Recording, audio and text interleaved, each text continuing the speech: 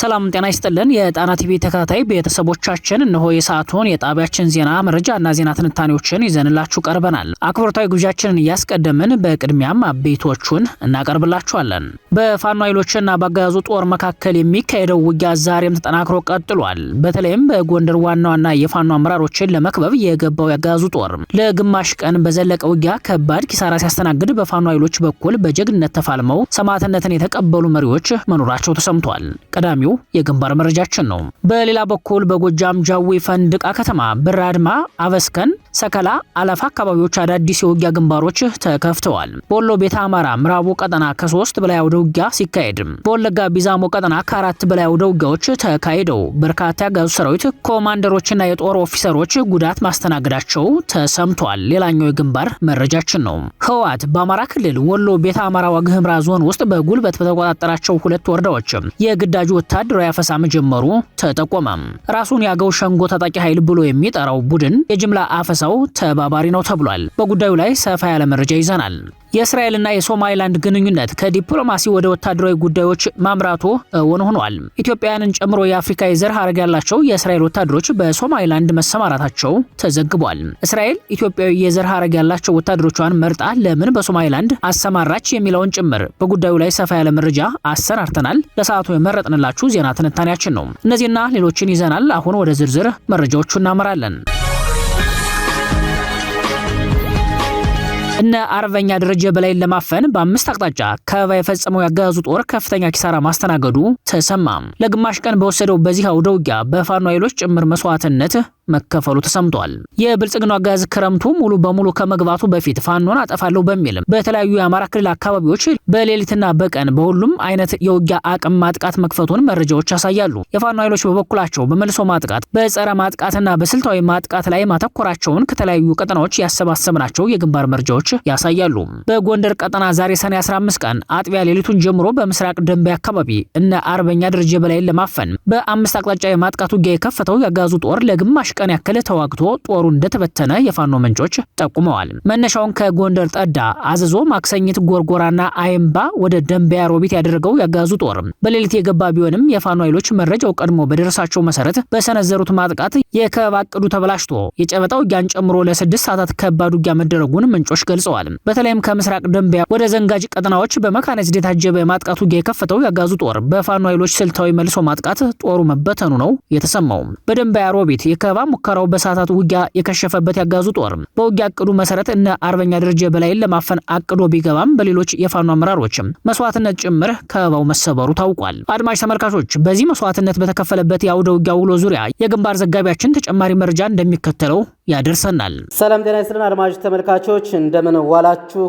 በዛሬው ዕለት በጎንደር ቀጠና ከባድ አውደ ውጊያ እየተደረገ ይገኛል። እና አርበኛ ደረጀ በላይን ለማፈን ያገዛዙ ሰራዊት ከሌሊቱ 11 ሰዓት ጀምሮ ወደ ደንቢያ ሮቢት አካባቢ የተንቀሳቀሰ ቢሆንም የፋኖ ኃይሎች በዚህ ሰዓት ከበባውን በመስበርና ወደ መልሶ ማጥቃት በማድረግ በአገዛዙ ላይ ከፍተኛ ምት እያሳረፉበት ይገኛሉ። ከፋኖ በኩልም ከፍተኛ የፋኖ የጦር አመራሮች መሰዋታቸውን ከቦታው የደረሰን መረጃ ያመላክታል። ይህ መስዋዕትነትን ያስከፈለ አውደ ውጊያ ዜና እየተጠናቀረ ባለበት ሰዓትም በተለይም በጸዳ፣ ምንዝሮ፣ ማክሰኙትና ቁልቋል በር እንደዚሁም በፍራንስ የጨበጣ ውጊያ እየተደረገ ሲሆን ከሌሊቱ 11 ሰዓት ጀምሮ በተካሄደው አውደ ውጊያ ከአገዛዙ በኩል ከፍተኛ የጦር መኮንኖችን ጨምሮ በርካታ ሰራዊቶች የተደመሰሱበት እንደዚሁም ያገዛዙ ጥምር ጦር የፋኖ አባላቶች አድማ ብተና አባላቶች የተማረኩበት አውደ ውጊያ ተደርጓል። አውደ ውጊያው አሁንም በአካባቢው የቀጠለ ሲሆን እነ አርበኛ ደረጀ በላይን ለማፈን የተንቀሳቀሰው ያገዛዙ ኃይል ከፍተኛ ኪሳራ ደርሶበት ከበባውንም የፋኖ ከፍተኛ አመራሮች ሰብረው መውጣታቸውን ያመላክታል። ከቦታው በደረሰን መረጃ መሰረት ጧት ላይ አውደ ውጊያው የተደረገው የ202ኛ ኮር የአጼዎቹና እንደዚሁም የበጌምድር ክፍለ ጦርን ለማፈን በተንቀሳቀሱ ያገዛዙ ሰራዊት ላይ ሁለቱ ክፍለ ጦሮች በጋራ በመሆን ቀን ሙሉ ሲዋጉ የዋለው ቢሆንም በዚህ ሰዓት ግን የጥቁር አንበሳ እንደዚሁም የጎንደር በጋሻው ክፍለ ጦር የፋኖ ኃይሎች ለአጼዎቹና ለበጌምድር ክፍለ ጦር ከከበባ ለማውጣት ከፍተኛ እንቅስቃሴ በማድረግ በአገዛዙ ላይ የመልሶ ማጥቃት እየተደረገበትና እንደዚሁም ከፍተኛ ምት እያረፈበት መሆኑን ከቦታው የፋኖ ምንጮቻችን መረጃውን አድርሰውናል። ይህ በእንዲህ እንዳለ በዛሬው ዕለት በወሎ ቤት አማራ ቀጠና በተለይም በምዕራብ ወሎ በአማራ ሳይንት ቀጠና ከባድ አውደ ውጊያ የተደረገ ሲሆን የአማራ ሳይንት ተወላጅ የሆነው ጄኔራል ዘውዱ ሰጣርጌ በአማራ ሳይንት ወይም በአካባቢ የሚንቀሳቀስ ፋኖን መጀመሪያ አጥፋ ተብሎ በታዘዘው መሰረት የፋኖ ኃይሎች ከፍተኛ ምት ቢያሳርፉበትም በአካባቢው የቤተክርስቲያንን እንደዚሁም የነዋሪዎችን ቤት ማፍረሱን ቀጥሎበታል። በዛሬው ዕለትም ከ5 በላይ የአካባቢው ማህበረሰብ ቤቶች በመድፍ ድብደባ መውደማቸውን ከቦታው የደረሰን መረጃ ያመላክታል። አድማጭ ተመልካቾች በጎንደር ቀጠና እንደዚሁም በዛሬው ዕለትም በቡሬ ዳሞት በጎጃም ቀጠና ከባድ አውደ ውጊያዎች የተደረጉ ሲሆን በሚቀጥሉት የዜና ወጃችን ሙሉ ዝርዝር መረጃዎችን ይዤ እመለሳለሁ። ለጥንቅሩ ተስፋዬ ልሳኑ ነኝ ከዚያው ከትግሉ ሜዳ። በሌላ የግንባር መረጃ የፋኖ ኃይሎች በጎጃም ጃዊ ፈንድቃ ከተማ ሰርገው በመግባት ደንግላበር ባጋዙ የኬላ ካምፕ ላይ ጥቃት መሰንዘራቸው ተሰምቷል። በአማራ ፋኖ ብሔራዊ ንቅናቄ ቴዎድሮስ 105ኛ ኮር 66ኛ ክፍለ ጦር የፋኖ ኃይሎች ዛሬ ሰኔ 15 ቀን 2018 ዓ.ም ከቀኑ በ5 ሰዓት ወደ ጃዊ ፈንድቃ ከተማ ሰርገው በመግባት ደንግላበር የኬላ ካምፕ ላይ የተሳካ ጥቃት በመፈጸም በ5 ጥምር ያጋዙ ጦር አባላት ላይ ጉዳት ማድረሳቸውን የፋኖ ምንጮች ገልጸዋል። ወርቅ ሜዳና መንደር 24 ላይ ከ3ኛ ሻለቃ ጋር ውጤታማ ኦፕሬሽን በሰሩ ማግስት ዛሬም ጃዊ ፈንድቃ ከተማ ላይ ስኬታማ ማጥቃት ተሰንዝሯል ያሉት የፋኖ መረጃ ምንጮች የማጥቃት ውጊያው በምዕራብ አማራ ጎጃም ቀጠና በብራድማ አበስከን በሰከላ አሽፋ አካባቢዎች እንደቀጠለ ገልጸዋል። በእነዚህ ቀጠናዎች ላይ በተደረገ ተጋድሎ ቁጥራቸው በውል ያልታወቁ ጋዝ ወታደሮች ሲሞቱ 9 ክላሽንኮቭ መሳሪያ በፋኖ ኃይሎች በምርኮ ገቢ መደረጉን በይፋ የግንባር መረጃው ላይ ተመላክቷል። በዚህ አካባቢ ከባድ ጉዳት ለደረሰባቸው ወታደሮች እገዛ ለማድረግ መነሻቸውን ከቡሬ ከእንጅባራና ከፍኖተ ሰላም አድርገው በተንቀሳቀሱ ተጨማሪ ያጋዙ ኃይሎች ላይ ዳግም በተሰነዘረ የቆርጣ ማጥቃት በርካታ ወታደሮች የተደመሰሱ ሲሆን ገዥ ቦታዎች በፋኖ ኃይሎች ቁጥጥር ስር መግባታቸውን የፋኖ ምንጮች ለጣና አረጋግጠዋል። በትናንትናው ዕለት በዚህው በምዕራብ አማራ ጎጃም ቀጠና በቡሬ ግንባር በተደረገ ተጋድሎ የወረዳው ሰላምና ደህንነት ኃላፊን ጨምሮ ከ27 በላይ የአድማ ብተና አባላት መሞታቸው ይታወሳል። የፋኖ ኃይሎች በወለጋ ቢዛሞ ቀጠና በከፈቱት ማጥቃት በርካታ ያገዙ ሰራዊት ኮማንደሮችና የጦር ኦፊሰሮች ጉዳት ማስተናገዳቸው ተሰማ። በአማራ ፋኖ ብሔራዊ ንቅናቄ ወለጋ ቢዛሞ አንሻ ሳይድ እዝ የፋኖ ኃይሎች ጉትን ከተማ ዙሪያ በፈጸሙት የቆረጣ ሽምቅ ጥቃት በርካታ ያገዙን ወታደሮች ሞትና ቁስለኛ ማድረጋቸውን ገለጹ። በምስራቅ ወለጋ ዞን መነሻውን ከአንገር ጉትን ከተማ አድርጎ ወደ ሊሙ ወረዳ ፊት በቆ በመግባት ንጹሃን ላይ ጥቃት ለመፈጸም ሲገሰግስ በነበረ ያገዙ ጦር ላይ የደፈጣ ጥቃት በመፈጸም መጠነ ሰፊ ሰባዊ ኪሳራ ማድረሳቸውን ገልጸዋል። ያበጀ ጥበቡ ነበልባል ክፍለ ጦር አርበኞች ከአንገር ጉትን ከተማ በቅርብ ርቀት ልዩ ስሙ መንደር 4 ላይ ያጋዙን ጦር 2-3 ቦታ ላይ ቆርጠው በወሰዱት እርምጃ አንድ ኮማንደር፣ አንድ ኦፊሰር፣ 100 አለቃ የምንሻ ጠርናፊን ጨምሮ ከ15 በላይ ወታደሮች ሲሞቱ በርካቶች ደግሞ ከባድና ቀላል ቁስለኛ መሆናቸውን የፋኖ ምንጮች ገልጸዋል። ቀሪው ያገዛዙ ጦር ሞትና ቁስለኛውን ወደ ኋላ ትቶ እርቁምቢ መንደር 1 ተብሎ ወደሚጠራው አካባቢ መሸሹን የፋኖ ምንጮች አክለዋል። በዚህ የፋኖ የማድረግ አቅምና ጀግንነት በታየበት የቆረጣ ማጥቃትም ከተደመሰሱ ያገዛዙ ወታደሮች በተጨማሪ በርካታ የጦር መሳሪያዎችና ሌሎች ወታደራዊ ቁሳቁሶችም በፋኖ ቁጥጥር ስር መዋላቸውን የፋኖ ምንጮች አረጋግጠዋል። በሌላ ግንባር በሆሮ ጉድሩ ወለጋ ዞን አቢዶንጎሮ ወረዳ ቱሉ ጋና ከተማ በነበረ ያገዛዙ ጦር ላይ የፋኖ ኃይሎች በወሰዱት እርምጃ በርካታ ወታደሮችን ሞትና ቁስለኛ ማድረጋቸው ተሰምቷል።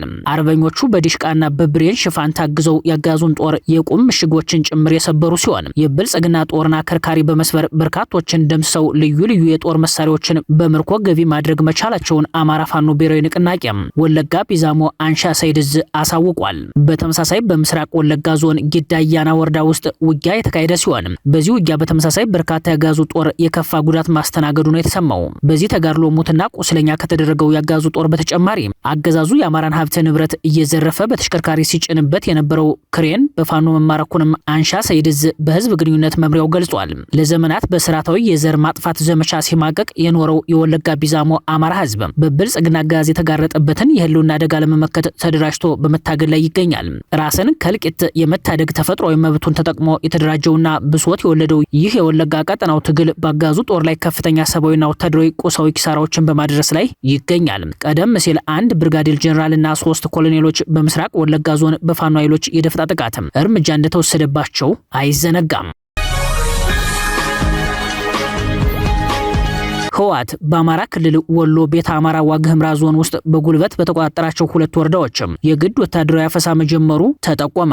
ራሱን ያገው ሸንጎ ታጣቂ ኃይል ብሎ የሚጠራው ቡድንና የህወሓት ኃይሎች በጋራ በመቀናጀት በአማራ ክልል 2 ወረዳዎችን በውጊያ መቆጣጠራቸው ይታወሳል። በወሎ ቤተ አማራ ዋግ ኽምራ ዞን ስር የሚገኙትን አበርገሌና ጻግብጂ የተሰኙ 2 ወረዳዎችን በውጊያ ከተቆጣጠሩ በኋላ በአሁኑ ሰዓት የግዳጅ ወታደራዊ መልመላ መጀመራቸው ተሰምቷል። የግዳጅ ወታደራዊ አፈሳው ለአገው ማንነታችሁ ታገሉ በሚል ነው ያሉት የአካባቢው ምንጮች። የአገው ሸንጎ ታጣቂ በሚል የሚጠራው ኃይል የአመራርና የትጥቅ ድጋፍ ከህወሓት እንደሚያገኝ ይገልጻሉ። ታጣቂ ቡድኑ በአማራ ክልል ወሎ ቤተ አማራ ዋግ ኽምራ ዞን አካል የሆኑትን አበርገሌና ጻግብጂ ወረዳን ሙሉ በሙሉ የተቆጣጠሩት ባለፉት ተከታታይ ወራት ነው። መረጃዎች እንደሚያሳዩት ቡድኑ ሚያዝያ 12 ቀን 2018 ዓ.ም የአበርገሌ ወረዳን መቆጣጠሩ ሲታወስ ግንቦት 19 ቀን ደግሞ ሁለተኛውን የጻግብጂ ወረዳን በኃይል ወሯል። በህወሓት እንደሚደገፍ የሚነገርለት የአገው ታጣቂ ቡድን ቁልፍ ወታደራዊ አመራሮቹ የህወሓት ነባር ታጋዮች እንደሆኑ መረጃዎች ያሳያሉ። አመዛኙ ታጣቂ መሰረቱ ተንቤን እንደሆነ ይነገርለታል። የብልጽግናው አጋዝ በከፍተኛ ወታደራዊ አመራርነት የሚያገለግሉ በርካታ ቁጥር ያላቸው ጀነራሎችና ኮሎኔሎች እንደወጡበት የሚነገረው የዋግ ኽምራ ዞን አስተዳደርም ሆነ የአካባቢው ልሂቃን የአካባቢው ወጣት በግዳጅ ወታደራዊ አፈሳ ሲደረግበት በዝምታ መመልከታቸው እንዳሳዘናቸው የአካባቢው ምንጮች ለጣቢያችን ገልጸዋል።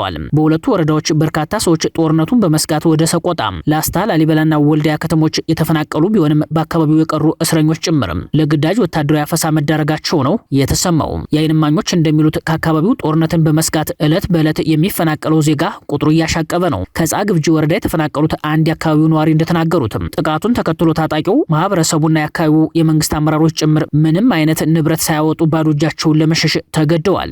በአሁኑ ወቅት በርካታ ተፈናቃዮች መጠለያና ምግብ በሌለበት ሁኔታ የቆላ አካባቢ በረሃ ላይ ወድቀው የሚገኙ ሲሆን ህጻናትና ሴቶች የችግሩ ሁነኛ ሰለባ ሆነዋል። ወደ አካባቢያቸው እንዳይመለሱ ልጆቻቸው የግዳጅ ወታደራዊ አፈሳ ሰለባ ይሆናሉ በሚል ስጋትም እግራቸውን ማንሳት እንዳልቻሉ በምሬት ያስረዳሉ። የጣና ወታደራዊ ምንጮች በበኩላቸው በአማራ ክልል 2 ወረዳዎች ህወሓት የሚያደርገውን ወታደራዊ አፈሳ ሳይጨምርም በአሁኑ ሰዓት በትግራይ አፈሳ ተፈጽሞባቸው ወደ ወታደራዊ ስልጠና የገቡ የወጣቶች ቁጥር 13500 ይደርሳሉ ብለዋል። እነዚህ ሰልጣኞች በቅርቡ ወታደራዊ ስልጠናቸውን ጨርሰው ወደ ውጊያ እንደሚገቡ ነው ምንጮቹ የጠቆሙትም። ኢትዮጵያውያንን ጨምሮ የአፍሪካ የዘር ሐረግ ያላቸው የእስራኤል ወታደሮች በሶማሌላንድ መሰማራታቸው ተዘገበ። የእስራኤልና የሶማሌላንድ ግንኙነት ከዲፕሎማሲ ወደ ወታደራዊ ጉዳዮች ማምራቱ ሆኗል። ከሰሞኑ እስራኤል ወደ ሶማሌላንድ የባህር ጠረፍ የጦር ሰርጓጅ መርከቦችን በስፋት ለማሰማራት ማቀዷን ዲፌንስ ኔትወርክ መዘገቡ ይታወሳል። በዛሬው ዕለት የወጣው ሌላኛው ዘገባ እንደሚያሳየው ደግሞ የእስራኤል መንግስት በተለይ የዘር ሐረጋቸው ከኢትዮጵያ የሆኑ እስራኤላውያን ወታደሮችን ያካተተ የጦር ኃይል ወደ ሶማሌላንድ ማሰማራቱን ያመላክታል። ሚልድ ኢስት አንድ ከፍተኛ የሶማሊያ መንግስት ባለስልጣን ዋቢ በማድረግ እንደዘገበው እስራኤል ኢትዮጵያውያንን ጨምሮ የአፍሪካ የዘር ሐረግ ያላቸው የእስራኤል ወታደሮች በሶማሊላንድ ተሰማርተዋል። ስማቸው ያልተጠቀሰው ባለስልጣኑ ለሚዲያው እንደገለጹት እስራኤል በታህሳስ ወር 2018 ዓ.ም ለሶማሊላንድ የሀገርነት ዕውቅና ከሰጠች ከጥቂት ጊዜ በኋላ ወደ 50 የሚጠጉ የእስራኤል ወታደሮች ወደ ሀገሪቱ ተልከዋል። ባለስልጣኑ ወታደሮቹ አፍሪካዊ መነሻ ካላቸው እስራኤላውያን በተለይም የዘር ሐረጋቸው ኢትዮጵያ ከሆኑት መካከል ተመርጠው መሰማራታቸውን ጠቅሰው ይህም የሰዎችን ትኩረት ሳይስቡ ከአካባቢው ማህበረሰብ ጋር በቀላሉ ተቀላቅለው ለመንቀሳቀስ እንዲችሉ ታስቦ የተደረገ ነው ብለዋል። የእስራኤል ጦር ኃይል በዚህ ጉዳይ ላይ አስተያየት ለመስጠት ፈቃደኛ ሳይሆን መቅረቱን ዘገባው ገልጿል። የሶማሊላንድ ባለስልጣናትም ማብራሪያ እንዲሰጡ ለቀረበላቸው ጥያቄ ምላሽ አለመስጠታቸውን ሪፖርቱ አክሎ ገልጿል። ይህ መረጃ የወጣው በእስራኤልና በሶማሊላንድ መካከል እያደገ የመጣውን ከፍተኛ የጸጥታ ትብብር ተከትሎ ነው። ባለፈው ሳምንት የእስራኤል መከላከያ ሚኒስትር እስራኤል ካትስ ከሶማሊላንድ ፕሬዝዳንት አብዱርሃማን ሙሐመድ አብዱላሂ ጋር በተገናኙበት ወቅት ሁለቱ ወገኖች ከህዝብ እይታ ውጭ በሚስጥር ለዓመታት በትብብር ሲሰሩ መቆየታቸውና ሂደቱም እስካሁን ሚስጥራዊነቱ ተጠብቆ የቆየ መሆኑን ጠቁመዋል። ከቅርብ ጊዜ ወዲህ እስራኤል በሶማሊላንድ ውስጥ ወታደራዊ መሰረተ ልማት ሊኖራት ይችላል የሚሉ ግምቶችም በከፍተኛ ሁኔታ እየጨመሩ ቢመጡም የሶማሊላንድ መከላከያ ሚኒስትር መሐመድ የሱፍ አሊ እስራኤል በሀገሪቱ ውስጥ ምንም አይነት ወታደራዊ የጦር ሰፈር እንደሌላት በይፋ አስተባብለዋል። ባለስልጣኑ ይህን ቢሉም እስራኤል በሶማሊላንድ ግዛት ከእግረኛ ወታደር እስከ አየር ኃይል የጦር ሰፈር ድረስ እግሯን ስለመትከሏ መረጃዎች ያሳያሉ። በዚህ ሳይወሰን የእስራኤል ባህር ኃይል በቀጠናው ሰርጓጅ መርከቦችን ማሰማራቱ ትኩረት የሳበ ዜና ሆኗል። ዶልፊን ክላስ የሚሰኙ የእስራኤል ሰርጓጅ መርከቦች በቀይ ባህርና በሶማሊላንድ የባህር ቀጠና የሚሰማሩ ከየመን ፊት ለፊት ባህር ተሻግሮ የሚገኘውን የበርበራ ወደብን ማዕከል ባደረገ መልኩ ነው። ይህም የእስራኤል ባህር ኃይል በሶማሊላንድ የባህር ክልል የፈጠረውን እንቅስቃሴ ደረጃ የሚያሳይ ነው ተብሏል። የቀጠናው ተንታኞች እንደሚሉት እስራኤል ሶማሊላንድን የምትፈልግበት ዋና ምክንያትም ሶማሊላንድ በአፍሪካ ቀንድ ያላት ስትራቴጂካዊ አቀማመጥ ነው። ሶማሊላንድ በቀይ ባህርና በህንድ ውቅያኖስ መገኛ አካባቢ ትገኛለች። በተለይ የበርበራ ወደብ ከዓለም በጣም አስፈላጊ የባህር ንግድ መስመሮች እንደ አንዱ ይቆጠራል። በተጨማሪም በየመን የሚንቀሳቀሱት የሁቲ ተዋጊዎች በቀይ ባህር ላይ የሚፈጥሩት የደህንነት ስጋት ሲታሰብ እስራኤል በዚህ አካባቢ ወዳጅ አጋር ማግኘቷ ትልቅ የስትራቴጂ ጥቅም አለው ተብሎም ይታመናል። በመጨረሻም አሜሪካና ኢራን የሰላም ንግግር ተቋረጠ። የኢራን ልኡካን አዳራሹን ለቀው ወጡ። በስዊዘርላንድ የተጀመረው የሁለቱ ሀገራት ውይይት የኢራን ተደራዳሪዎች አዳራሹን ለቀው በመውጣታቸውና የጋራ ፎቶ ለመነሳት ፈቃደኛ ባለመሆናቸው ያለ ስምምነት ተጠናቋል። ምክትል ፕሬዝዳንት ጄዲ ቫንስ ውይይት ላይ በነበሩበት ወቅት ፕሬዝዳንት ዶናልድ ትራምፕ የሆርሙዝ ወሽመጥ ከተዘጋ በኃይል እንወስደዋለን፣ ሀገርም አይኖራችሁም የሚል ጠንካራ ማስጠንቀቂያ መሰንዘራቸው ለተደራዳሪዎቹ መውጣት ምክንያት ሆኗል። የአሜሪካ መከላከያ ሚኒስቴር ኢራን ሂዝቦላህን ማስታጠቅ ካላቆመች በቦምብ እንደሚደበድቧት የዛተ ሲሆን ኢራን በበኩሏ በሊባኖስ ያለው ጦርነት ካልቆመ ድርድር የለም ስትል አሳውቃለች።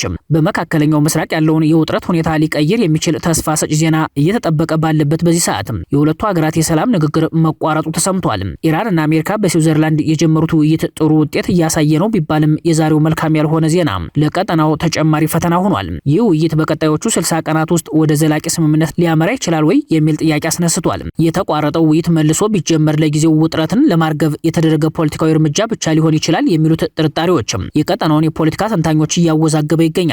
በስዊዘርላንድ የተጀመረው ውይይት ኢራንና አሜሪካ በቀጥታ ወይንም በአስታራቂዎች አማካኝነት የሚያደርጉት የሰላም ጥረት አካል ነው። እንደወጣው መረጃ ሁለቱ ወገኖች በሁለት ትልልቅ ጉዳዮች ላይ ትኩረት አድርገዋል። አንደኛው የሆርሙዝ ሰርጥ ክፍት ሆኖ እንዲቀጥል ማድረግ ሲሆን፣ ሁለተኛው ደግሞ በሊባኖስ ያለውን ግጭት ለማርገብ የውይይት መስመሮችን ማቋቋም የሚል ነው። ከዚህ በተጨማሪ በ60 ቀናት ውስጥ የመጨረሻ ስምምነት ለመድረስ የሚያስችል ፍኖተ ካርታ መቀመጡ ተገልጿል። ይህ ማለት ሁለቱም ወገኖች ችግሮቹን በአንድ ጊዜ ለመፍታት ሳይሆን በደረጃ ለመፍታት የሚያስችል እቅድ ላይ እየሰሩ መሆናቸውን ያሳያል ተብሏል። የሆርሙዝ ሰርጥ ምን ያክል ስትራቴጂካዊ ቦታ እንደሆነ የታየበት የኢራንና የአሜሪካ ወታደራዊ ግጭት የዓለም ከፍተኛ የነዳጅና የጋዝ ጭነቶች የሚያልፉበትን ይህን መስመር የያዘችው ኢራን ተጽዕኖ ለመፍጠር የመደራደሪያ አቅሟን ለማሳደግ እየተጠቀመችበት ነው ተብሏል። እናም ይላሉ ተንታኞቹ ኢራንና አሜሪካ በዚህ ጉዳይ ላይ የመገናኛ መስመር መፍጠራቸው በውትድርና ቋንቋ ያልተፈለገ ግጭት እንዳይከሰት የሚያግዝ እርምጃ ነው። በሁለቱ ሀገራት ድርድር ዙሪያ ሌላው ትልቅ ጉዳይ በሊባኖስ ያለው ግጭት ነው። በመካከለኛው ምስራቅ ያሉ ግጭቶች አብዛኛውን ጊዜ ከአንድ ሀገር ወደ ሌላ የሚዘልቁ መሆናቸውን የሚያስረዱት ተንታኞች ኢራን በቀጠናው ውስጥ ተጽዕኖ ያላት ሀገር ስትሆን አሜሪካም በብዙ አጋሮቿ በኩል ተሳታፊ እንደሆነች ያነሳሉ። እናም በሊባኖስ ያለውን ግጭት ለማርገብ የሚደረገው ጥረት የቀጠናውን መረጋጋት ሊያግዝ ይችላል ነው የተባለው። ሆኖም የእስራኤል ፍላጎት ሂዝቦላህን ማጥፋት መሆኑን ተከትሎ በኢራንና አሜሪካ ድርድር ዙሪያ አሉታዊ ተጽዕኖ መፍጠሩ አልቀረም። የዚህ ውይይት ትልቁ ውጤት ምናልባት የ60 ቀናት ፍኖተ ካርታ መሆኑ ነው የሚሉት ተንታኞች ይህ ማለት ተደራዳሪዎቹ በየደረጃው ምን እንደሚደረግ፣ ምን አይነት ቴክኒክ ውይይቶች እንደሚካሄዱና መቼ ወደ መጨረሻ ስምምነት ለመድረስ እንደሚሞከር የሚያሳይ እቅድ እንዳለው ያስረዳሉ። ነገር ግን በዲፕሎማሲ ዓለም ፍኖተ ካርታ መኖሩ ብቻ ስኬትን አያረጋግጥም። በተለይ እርስ በርሳቸው ከፍተኛ የእምነት ችግር ያላቸው ሀገራት ሲሆኑ በመንገድ ላይ ብዙ መሰናክሎች ሊኖሩ ይችላሉ። ለዚህ ድርድር ትልቅ የእምነት ችግር የምትሆነው ደግሞ እስራኤል መሆኗ ይነሳል። ውይይቱ መቋረጡ አሁንም ብዙ ፈተናዎች እንዳሉ አመላካች ነው የሚሉት ተንታኞች የመጀመሪያው ፈተና የእምነት እጥረት መሆኑን ያነሳሉ። ሁለቱ ሀገራት ለብዙ ዓመታት በፖለቲካ በደህንነትና በቀጠናዊ ተጽዕኖ ጉዳዮች ላይ ተቃራኒ አቋም ይዘው ቆይተዋል። ሁለተኛው ፈተና በመሬት ላይ ያለው ውጊያ ነው። የዲፕሎማሲ ውይይቶች በአንድ በኩል ሲካሄዱ፣ በሌላ በኩል ወታደራዊ ክስተቶች ከተፈጠሩ ውይይቱን ሊያደናቅፉ ይችላሉ። ሶስተኛው ፈተና የውስጥ ፖለቲካ ነው። በሁለቱም ሀገራት ውስጥ ለመስማማት የማይፈልጉ ኃይሎች ሊኖሩ ይችላሉ የሚለው ስጋት የማይናቅ ሆኗል። እንዲያም ሆኖ በስዊዘርላንድ የተጀመረው የኢራንና የአሜሪካ ድርድር መልሶ ከቀጠለ በሆርሙዝ ሰርጥ የመገናኛ መስመር መፍጠር፣ በሊባኖስ ግጭት ላይ የውይይት መስመሮችን ማቋቋምና በ60 ቀናት ውስጥ ወደ ስምምነት ለመድረስ ፍኖተ ካርታ መዘርጋት የሚሉ ውጤቶች ይጠበቁበታል ተብሏል። ክቡራትና ክቡራን ቤተሰቦቻችን ለሰዓቱ የተሰናዱት መረጃዎቻችን የተከታተላችኋቸውን ይመስሉ ነበር። አብራችሁን ስለቆያችሁ ልባዊ ምስጋናችን ይድረሳችሁ እያልን የጣና ቲቪ ወቅታዊ ዜናዎች፣ ትንታኔዎችና ልዩ ልዩ ፕሮግራሞች እንዲደርሷችሁ ቻናላችን ሰብስክራይብ በማድረግ ቤተሰብ ይሁኑ። በተሳትፎ የትግል ሚዲያውን እንዲያጠናክሩ ጥሪያችንን እናቀርባለን። ጣና ቲቪ ከሀቅ ጋር